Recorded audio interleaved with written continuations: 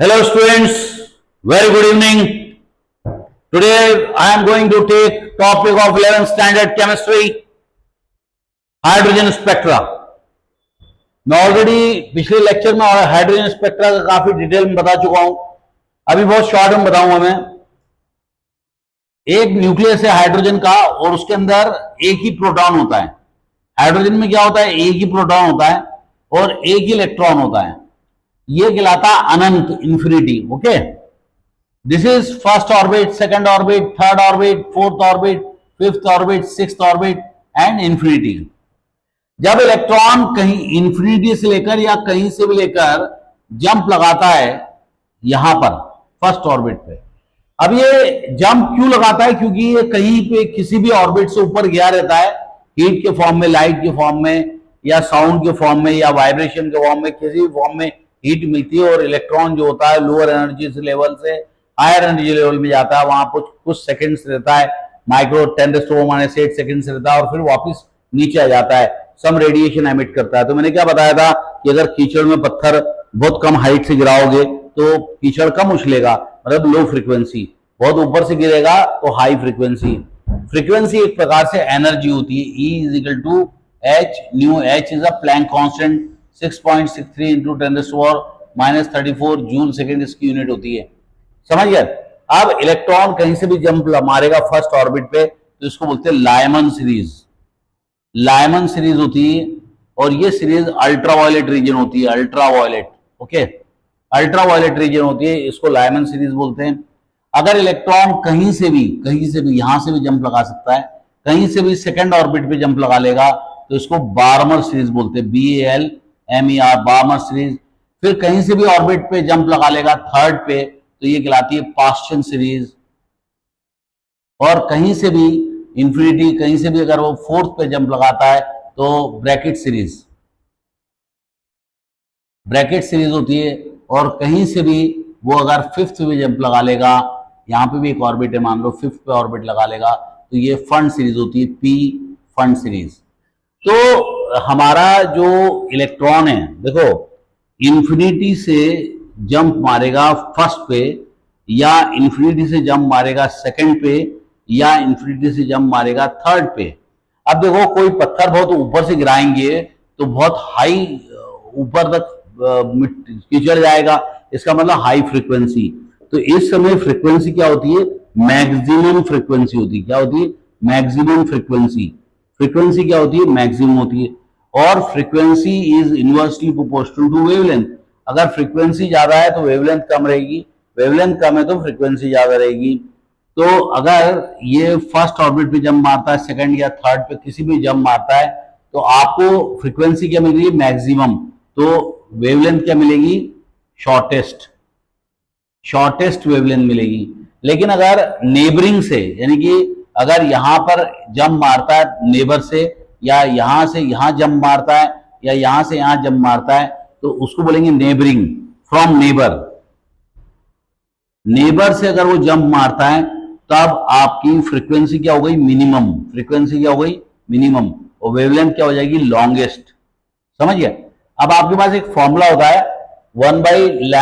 1/λ का मतलब क्या होता है? 1/λ का मतलब होता है wave number, number of wave in 1 metre. 1 metre में जितनी ज्यादा वेव है उसको वेव नंबर बोलते हैं।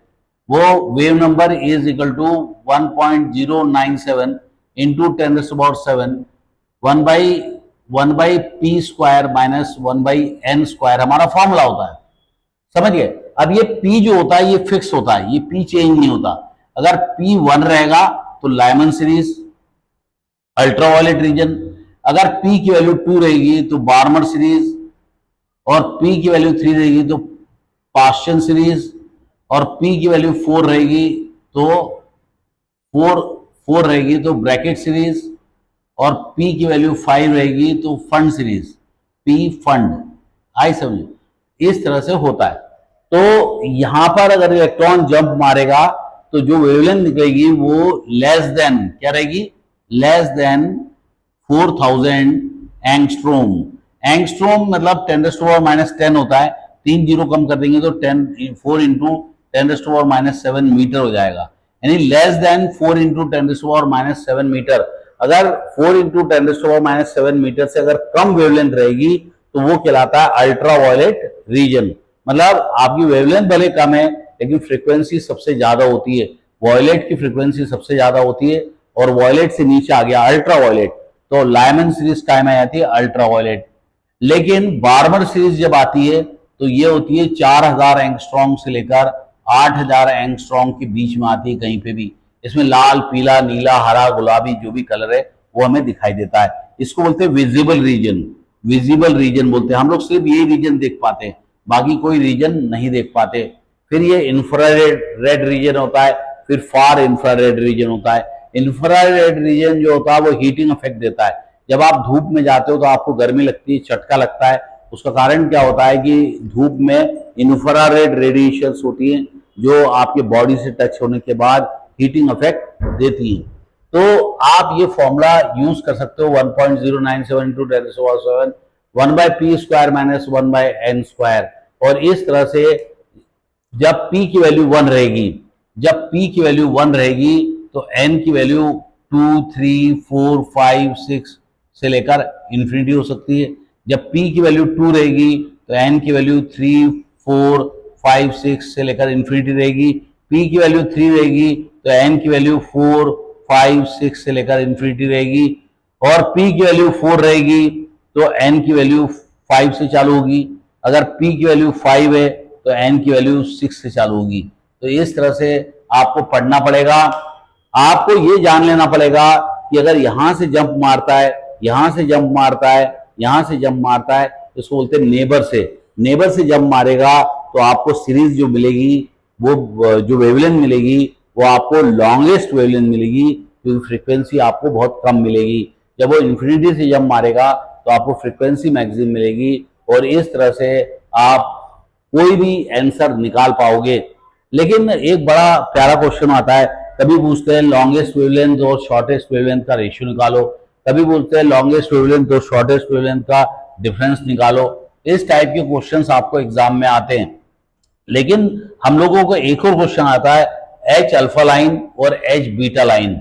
ये आपको बार्मर सीरीज में मिलती है। कहाँ मिलती है? बार्मर सीरीज में।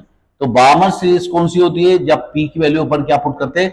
2 पुट करते हैं। जब पी की वैल्यू 2 पुट करते हैं तो अपन को कौन सी सीरीज मिलती है? बार्मर सीरीज मिलती है। अब देखो, बार्मर सीरीज मतलब विजिबल रीजन। आपको मालूम है कि बार्मर सीरीज के लिए पी की वैल्यू क्या रहेगी? 2, और एन की वैल्यू रहेगी 3, 4 या इंफिनिटी। इसकी जरूरत नहीं हमको, समझिए, हमें जरूरत है 3 और 4। जब एन की वैल्यू 3 पुट करोगे तो इसको बोलते हैं एज अल्फा लाइन, और एन की वैल्यू 4 पुट करोगे इसको बोलते हैं as beta line.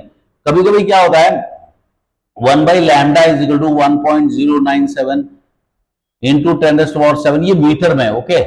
1/p², p कितनी वैल्यू है? 2 है, 2² - 1/3²। ये करोगे तो एच अल्फा लाइन निकल आएगा। इसी तरह से 1/h बीटा लाइन निकालेंगे तो क्या होगा? 1.097 इंटू 10⁻⁷, 1/2² - 1/4²। यानी आपकी 2 की वैल्यू चेंज नहीं होगी, हमेशा 2² ही रहेगा। तो ये 4 हो जाएगा और ये 4 या 16 हो जाएगा। क्रॉस मल्टीप्लाई करना, नीचे वाले आपस में कर लेना, आपका लैम्डा में आंसर निकलेगा। उसको 1/λ को लैम्डा करोगे तो उल्टा कर देना। और इस तरह से H alpha line, H beta line निकाल सकते हो, आप डिफरेंस निकाल सकते हो, उनका रेशियो निकाल सकते हो। ऐसे क्वेश्चंस एग्जाम में आएंगे। तो जो भी हमारा बोर्स था उसने क्या बोला कि जो स्पेक्ट्रम बनता है वो क्यों बनता है? इलेक्ट्रॉन जो होते हैं वो लोअर एनर्जी लेवल से हायर एनर्जी लेवल में जाते हैं, और सम रेडिएशन हायर एनर्जी लेवल से लोअर एनर्जी में आते हैं और सम रेडिएशन एमिट करते हैं।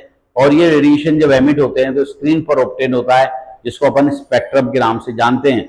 जब वो फर्स्ट ऑर्बिट पे जंप लगाएगा तो लायमन सीरीज, सेकेंड ऑर्बिट पे जंप लगाएगा तो Barmer series, Paschen series, Brackett series, fund series. लेकिन पी की वैल्यू जो है 1, 2, 3, 4 फिक्स रहती है, लेकिन एन की वैल्यू उसके आगे से बढ़ती जाती है। So bye bye students, have a nice time, God bless you all.